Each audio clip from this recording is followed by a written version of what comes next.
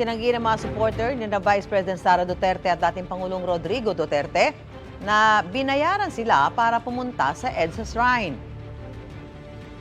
Pinangakuan daw po na babayaran po sila at pakakainin po. In fact, yung iba po sa kanila ay nagrereklamo dahil allegedly, pangako sa kanila ay bibigyan sila ng 500 for 3 days pero ang ibinigay lang ay 200. Sa press conference ng Philippine National Police kahapon, may inilabas na video ang pulisya na anilay pagpapakita ng pagbabayad umano sa ilang nasa EDSA Shrine. Pinalagan yan ng mga supporter. Naroon sila para magpakita raw ng suporta sa pamilya Duterte. Nais daw nila magkaroon ng araw ng pagpapahayag dahil hindi na raw maayos ang mga nangyayari sa Pilipinas. Hanggang ngayong araw sila inaasahang mananatili sa EDSA Shrine. Sa kabila ng programa, hindi naman daw ito nakaantala sa mga misa.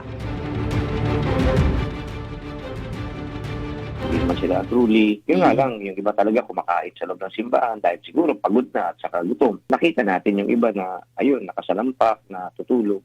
Opo. Tapos yung iba nga kumakain na, umiinom ng tubig at saka parang clueless ano bang gagawin nila. Gusto mo bang mauna sa mga balita? Mag-subscribe na sa GMA Integrated News sa YouTube at tumutok sa unang balita.